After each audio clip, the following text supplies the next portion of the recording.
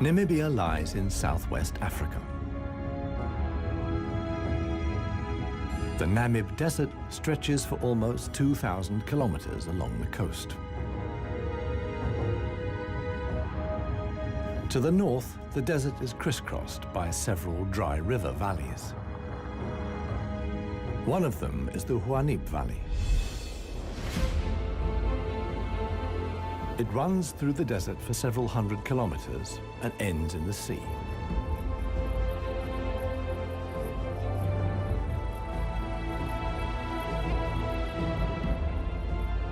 Water flows here once, at most twice a year. Only deep-rooted plants like anna trees can survive here.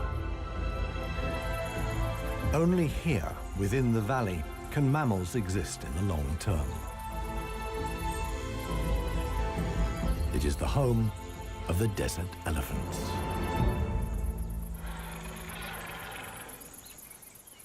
In contrast to their other African relatives, desert elephants live in particularly small family groups. They are so rare and their way of life is so special that they're under the constant supervision of scientists who've also given the elephants names.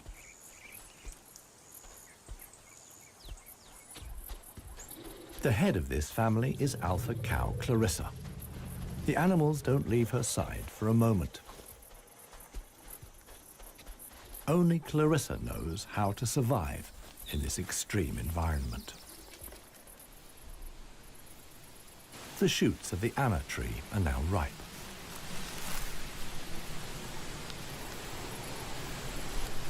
The pods contain protein-rich seeds.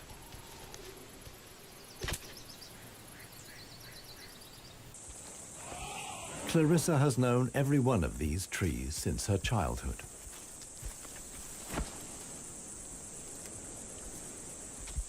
Even the youngest, Maya, tries the shoots. Here, however, experienced trunk tip control is required. It's easier for her to get the protein she needs from her mother's milk. Desert elephants only have half the number of calves as other elephants. The male animals stay with their mother's family until they reach sexual maturity. With mock fights, they prepare for life without the protection of the females.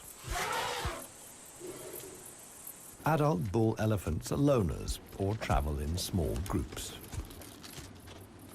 Jappy is the most skillful of them.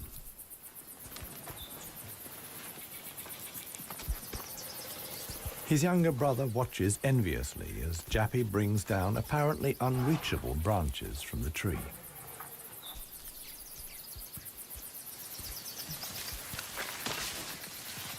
In the valley, Jappy is well known for such tricks.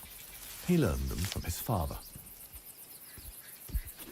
Friendship among bull elephants has its limits. Jappy is certainly not willing to share his branch with his younger brother.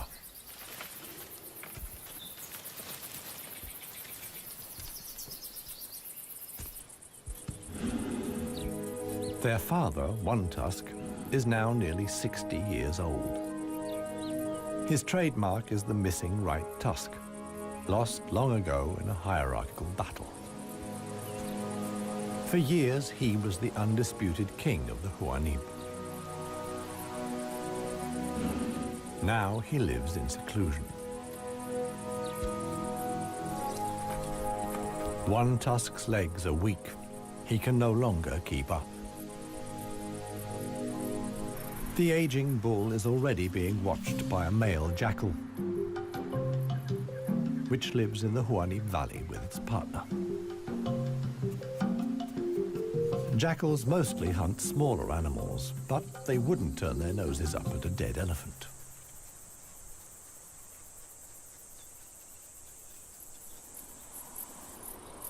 In a side valley, Clarissa has discovered a further source of food. There's a wide selection of bushes, grasses, and herbs.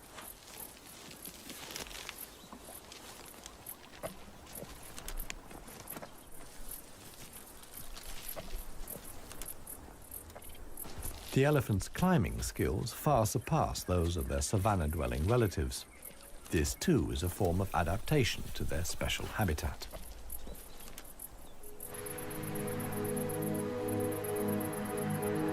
Old One Tusk has at last reached one of the anna trees in the Huanib Valley. But Clarissa and co haven't left very much for him to eat. He desperately searches for something edible in the remnants. In vain.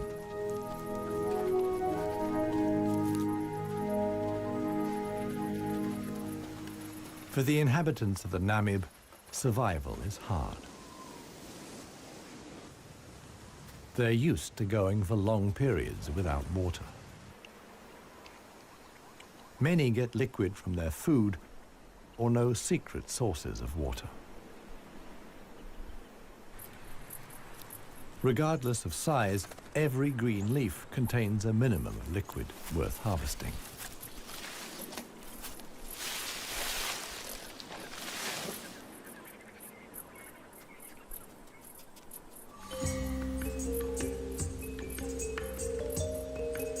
Outside the dry river valleys, there is scarcely any vegetation. Here, only extreme specialists survive. The Namib desert beetle is no bigger than a fingernail. As all animals, it depends on water for survival and has developed a special strategy.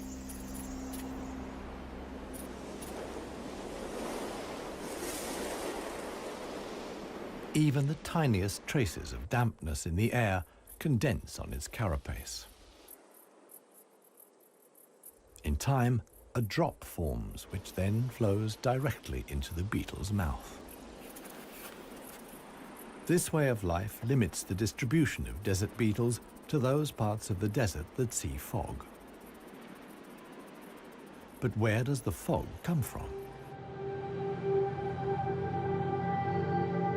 The Namib is one of the few deserts in the world that stretch to the sea.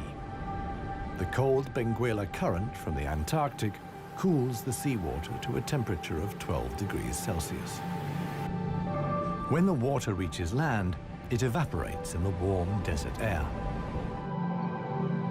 Around 200 days a year, the desert is wreathed in mist, which sometimes extends hundreds of kilometers inland into the dry river valleys.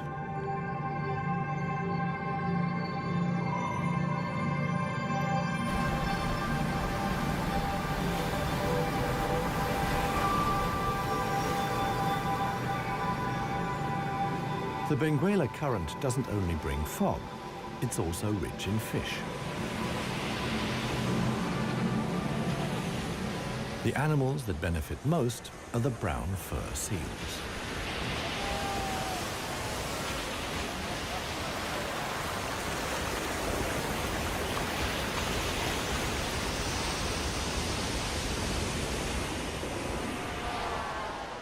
Their colonies are often home to 100,000 animals.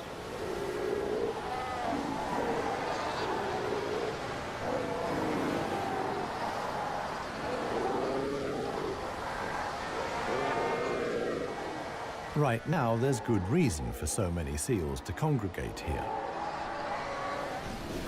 The mating season is just beginning.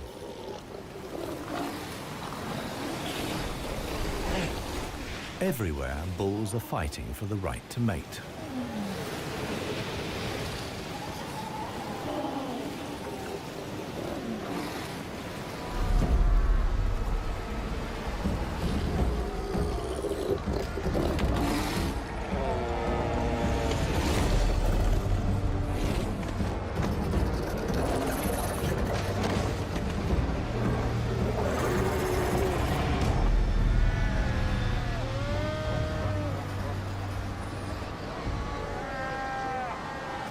The strongest conquer a whole harem and then have their flippers full.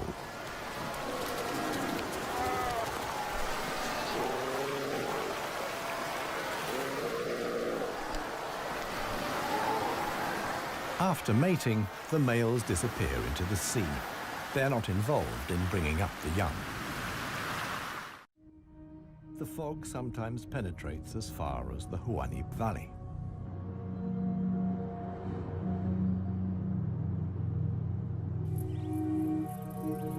Now, even the biggest animals benefit from the moisture contained in the fog.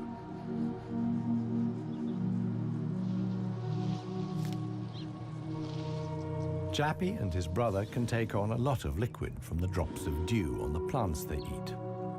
This allows the elephants to go without water for up to 4 days at a time. The pair are still on the move together. This will soon change.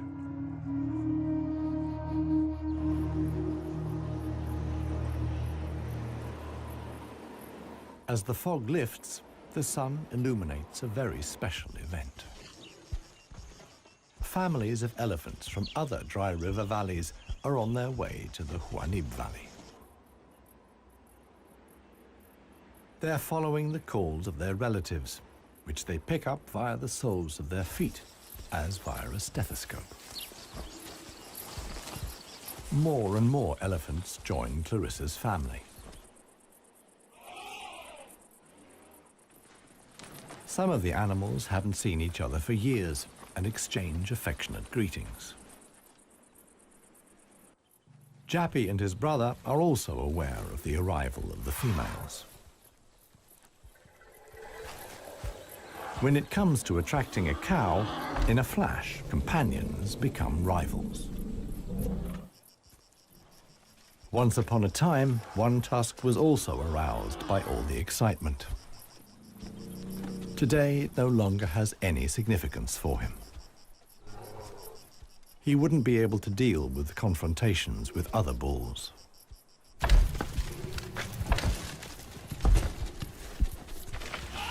His sons and grandsons, on the other hand, are very excited.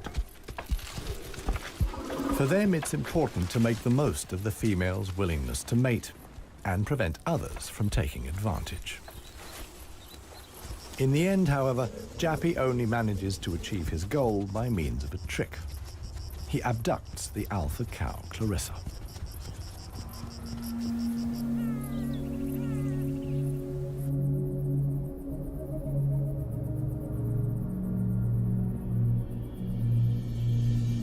While many of the inhabitants of the valley spend the night hours asleep, this is the time of the real desert dwellers.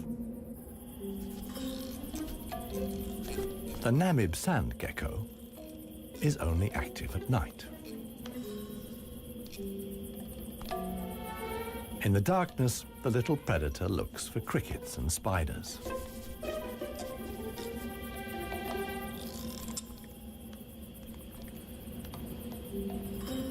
Like a frog's, its toes are webbed. This enables the lizard to seemingly fly across the dunes without sinking into the sand.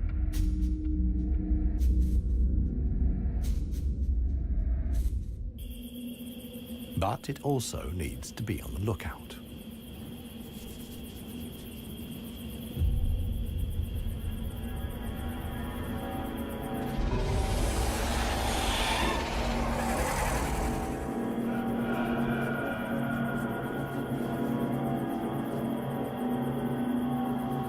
A sidewinding adder. Similar to desert elephants, beetles, and geckos, the snake has a hard life in the Namib.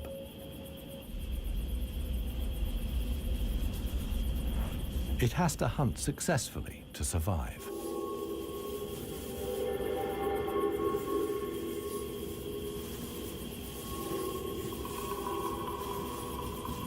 Once it finds a good spot for an ambush, it goes to ground.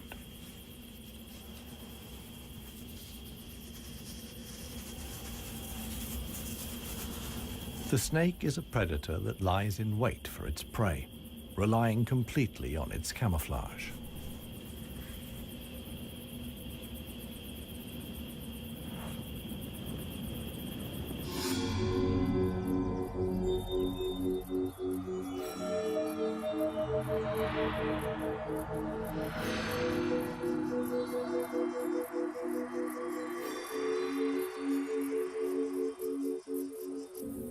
For the sensitive gecko, it's time to go. In the sun, it would quickly dehydrate. Here, too, webbed feet come in handy. The lizard uses its legs as scoops to quickly dig out astonishing underground passages. It can make tunnels 1 meter long into the ground.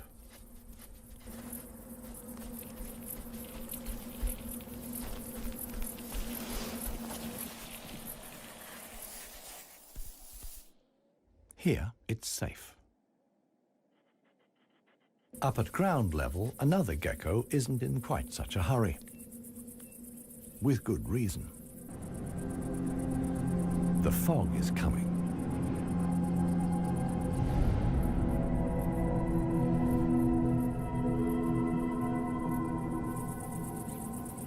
The lizard's large, mirror-like eye surfaces allow the fog to condense here. At last, water.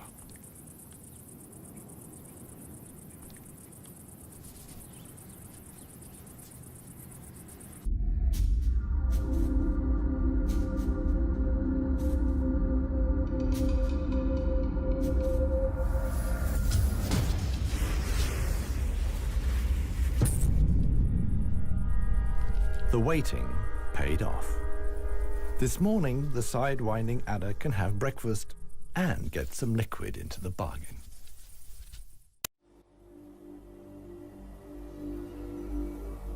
The Namibian winter is coming to an end, and with it, the mild climate brought by the fog.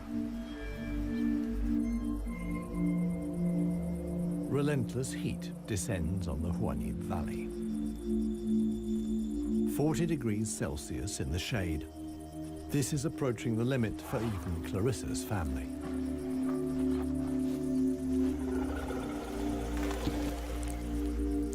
Elephants don't sweat, and so protect themselves against overheating by fanning their ears. But it seems too hot, even for that.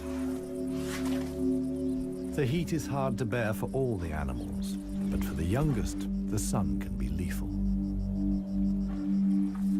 Maya is really suffering.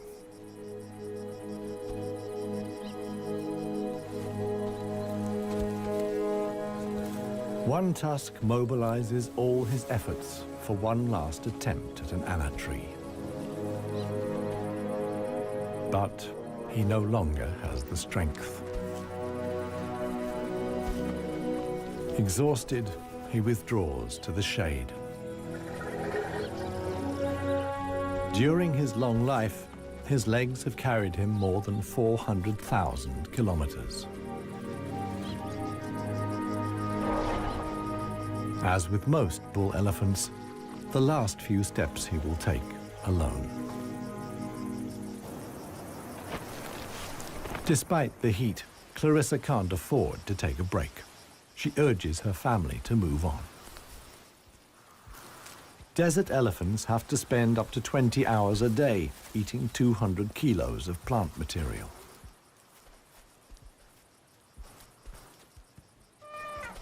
As tiring as that may be, Clarissa's family have no choice.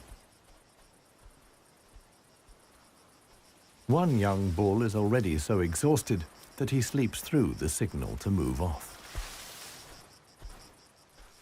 He only wakes up when the other elephants are already out of sight.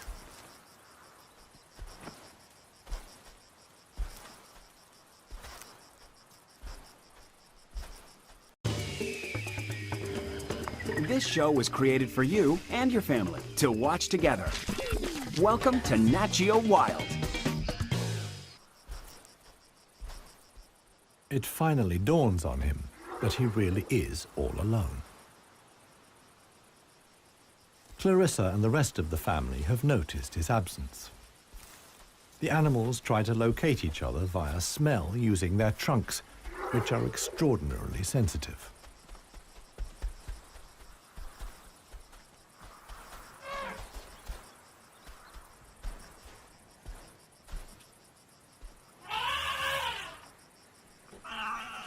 In the end, it's Maya who gives the decisive call.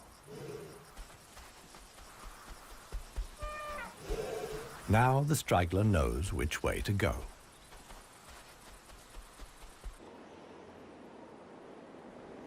The extremely dry period shows no sign of coming to an end. 1 week later, the heat and the elephants have combined to decimate the plant life in the Huanim Valley. Vultures take up positions on the trees on the edge of the valley. Their time will come when the other animals can find nothing more to eat.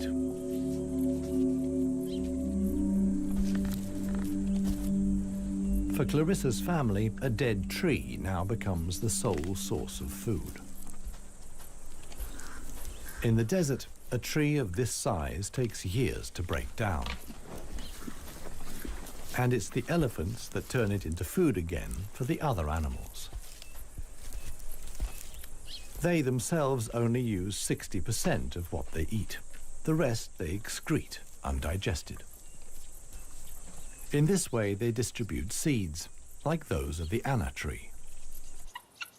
Some animals, like the helmeted guinea fowl, take the majority of their food from what the elephants deposit. In times of scarcity, even the Huanim Valley baboons look for something edible in the elephant's dung.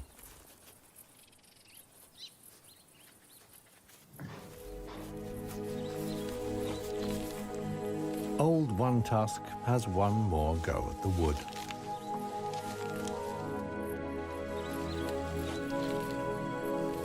But elephant molars only grow back 6 times. One Tusk's teeth are worn out, and his attempt to eat wood the way he used to is doomed to failure.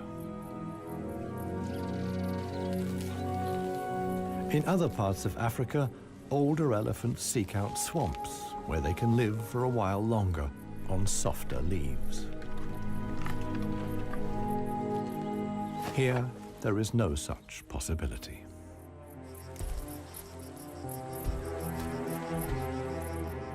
For Clarissa, too, the situation is becoming threatening.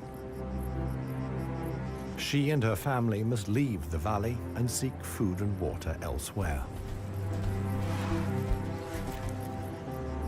Other families join the trek. Only Clarissa's knowledge of hidden water sources can save them now.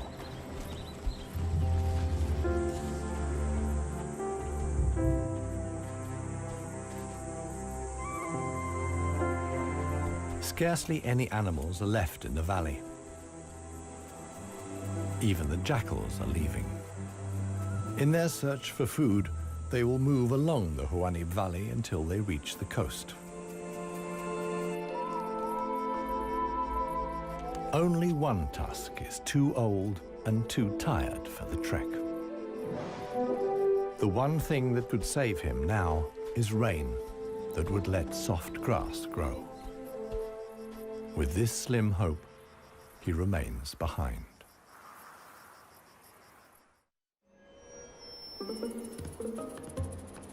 The Namib desert beetle is also looking for something to eat. In contrast to most of the desert dwellers, it is not seeking fresh young shoots. The beetle is on the lookout for plant residues. The unceasing wind is a help. It sweeps fragments of plant life together in valleys and hollows between the dunes. Mostly it's just a few bits of leaf. But sometimes it collects and becomes something like a herbal rubbish dump. Although the plants are completely dried out, they still contain important nutrients.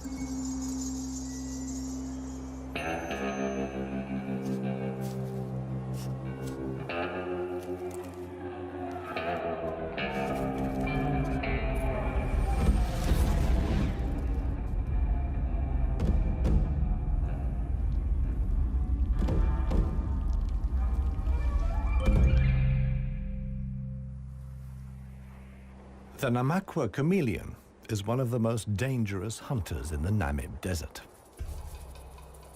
For desert beetles, at any rate. But the beetles don't usually make it quite so easy.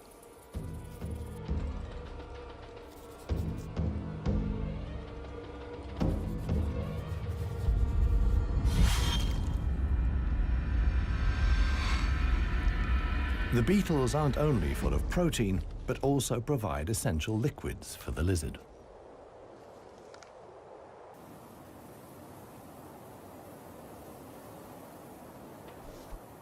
Namaqua chameleons are the biggest reptiles the Namib can support. In contrast to the mammals, they can't undertake long migrations to look for food and water. Similar to the Huanib, a river once flowed here. Along its banks, animals like chameleons penetrated deep into the desert. Hundreds of years ago, the dunes slowly invaded the riverbed and cut off the water supply. This process was so slow, however, that the animals had time to adapt to the new conditions.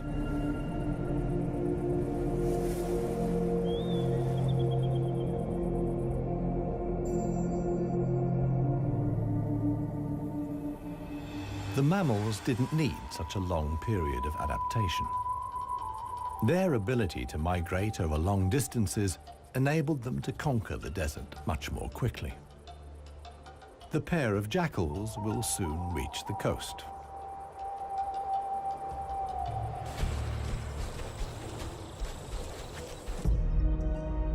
Clarissa, meanwhile, is still searching for water.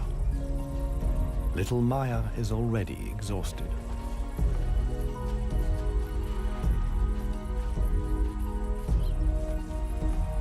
The group has to keep stopping.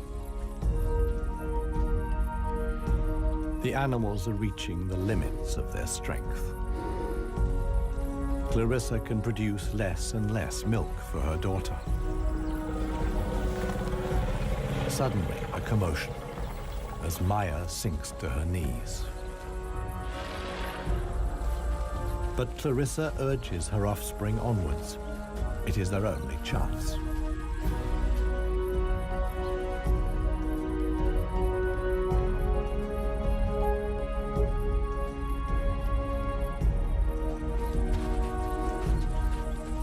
As dusk falls, they finally arrive.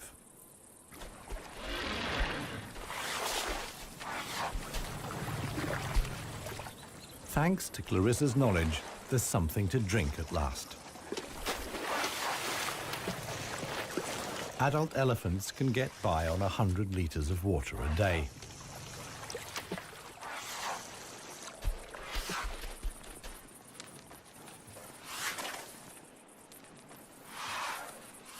The subsequent dust bath serves to protect the elephant's skin from the relentless sun. The trek to the next source of food is long. The following morning, Clarissa will move on.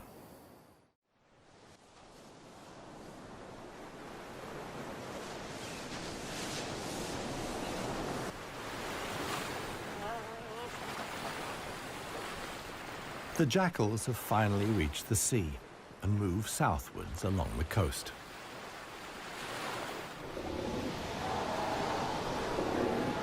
The new generation of brown fur seals is just arriving.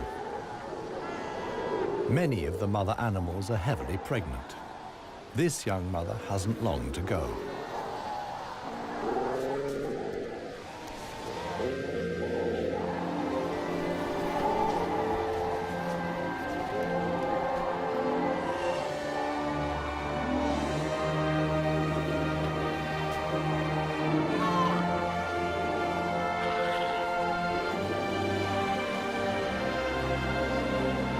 The mother at once welcomes her offspring into the world.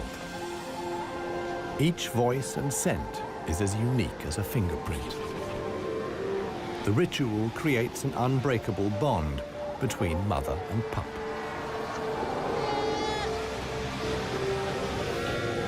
Directly after the birth, the pup has to be suckled.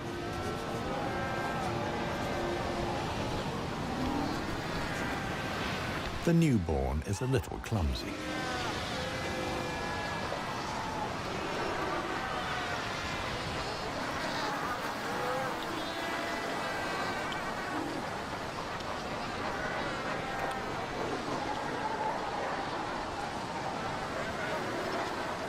The young mother is not alone. Tens of thousands of other females have also given birth.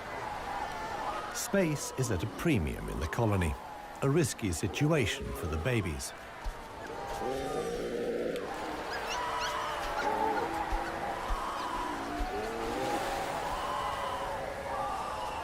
To minimize the danger, the seals organize a kindergarten.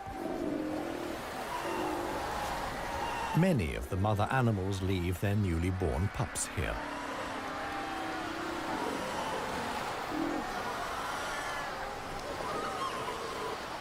The nursery not only offers the young pups protection, but also makes it easier to find them later.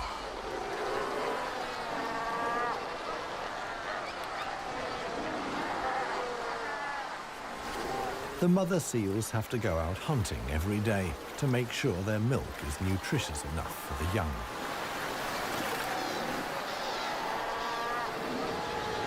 But when choosing the location of the kindergarten, they forgot about the tide.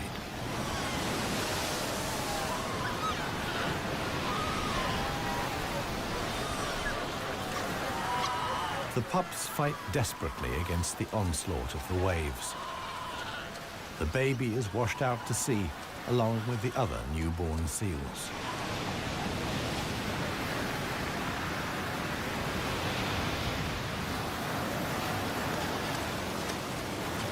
Seal pups can swim, but they don't have the protective layer of fat of adult animals. The pup fights for survival. Another is slowly but surely losing the battle.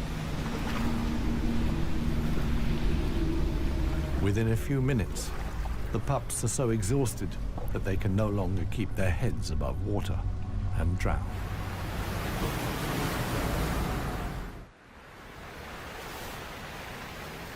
The next morning reveals how great the danger posed by the sea is for the seal pups. The shore is full of little corpses, washed up by the tide.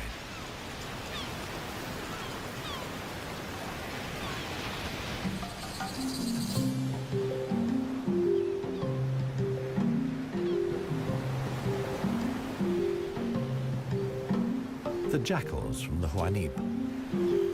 The pair have traveled hundreds of kilometers from the arid valley.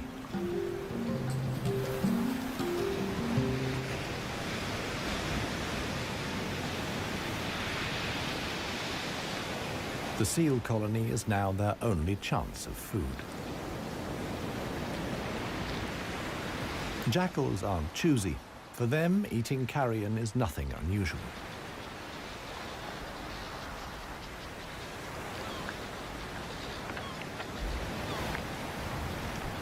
They'll be spending the coming weeks at the seal colony. Only when the pups are old enough to swim enduringly, and thus the supply of food runs out, will the jackals return to the Huanib Valley.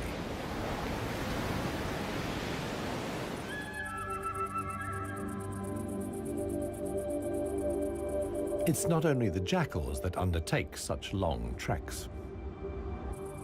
The other inhabitants of the Huanib have a long way to go.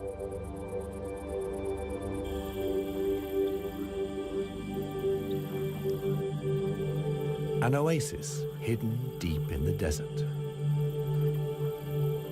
Oasis.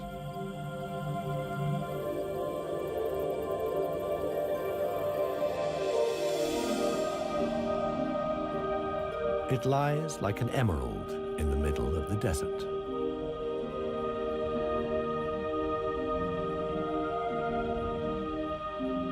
A thin band of loose vegetation lines the watering hole.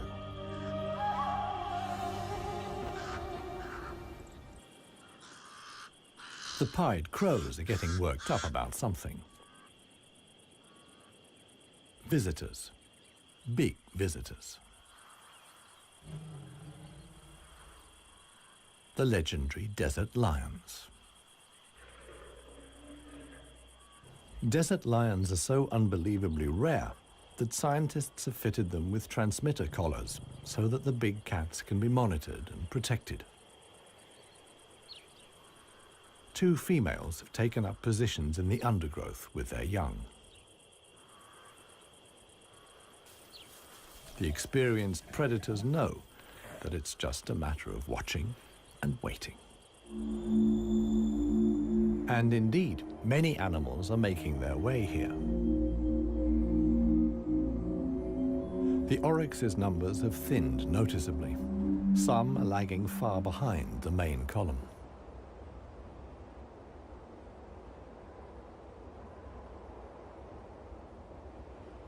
After more than 10 days' trek, the first animals finally reach the source. Cautiously, they approach the steep bank. They're in danger of sinking into the soft ground.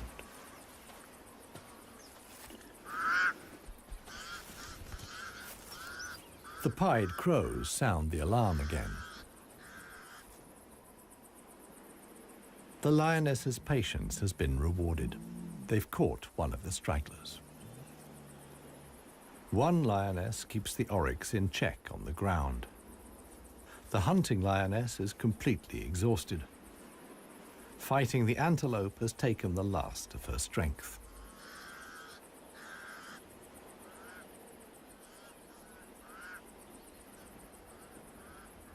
She drags herself back to the bushes to get her cubs.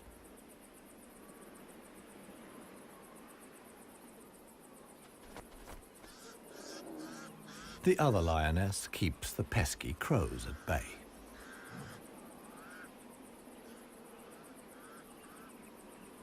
Luckily for the huntress, the cubs quickly grasp the situation. They can hardly wait to get their teeth into some fresh food. All the animals here are fighting for survival. The lionesses won this round. They've enough food now to last the coming weeks.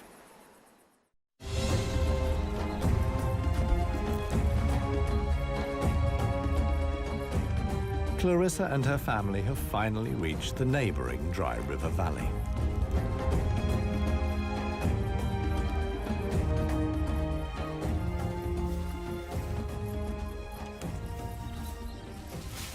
The experienced cow knew instinctively that in times of drought, there was some precious greenery here to feed on.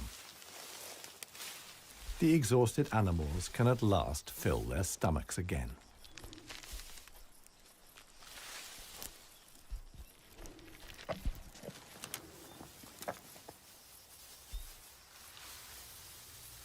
And this is how a happy, full-up baby elephant looks. Maya in paradise.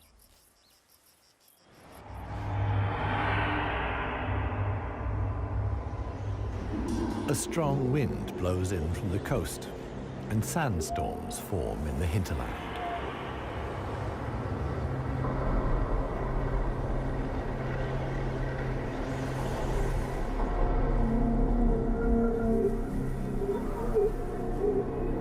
They reach the river valley where Clarissa and family have found food and shelter. Sandstorms like these are the harbingers of heavy rain. Experienced elephant cows like Clarissa know what that means. As soon as it rains, the dry river valleys will be turned into raging torrents that wash away anything in their path. Imminent danger for the family of elephants. Time to move on again. Now the safest place to be is outside the valleys. How right Clarissa was can be seen the following day. Water in the dry river valley. Only every 10 years or so is the rain strong enough for the flood wave to reach the sea.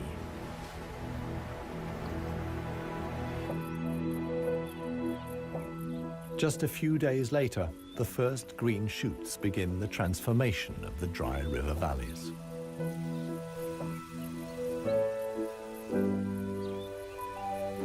The Huanib Valley, too, is bursting with new life as the first exiles return.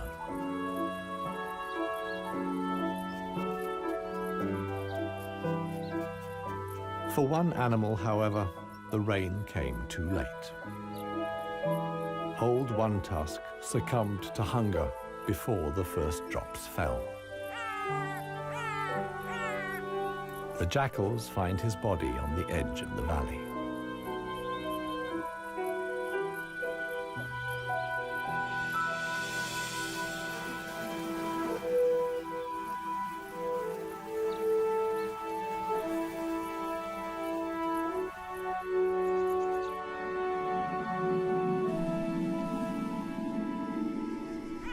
The jackals don't approach the body until evening.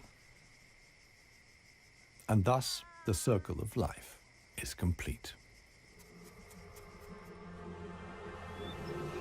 The next morning, long unheard calls echo through the valley.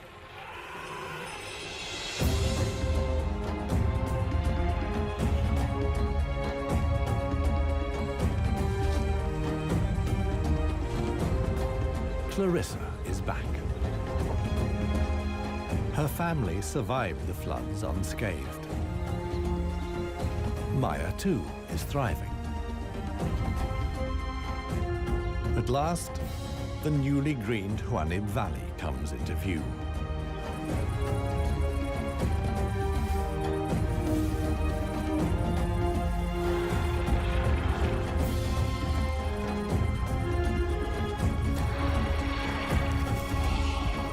Clarissa's family is home again.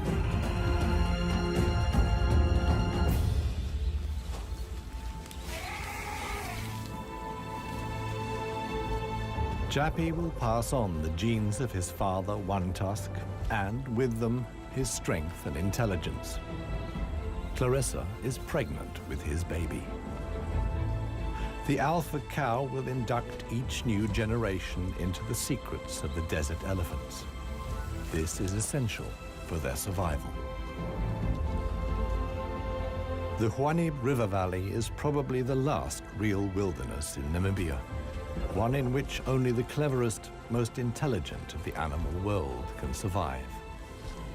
A life of extremes in the home of the desert elephants.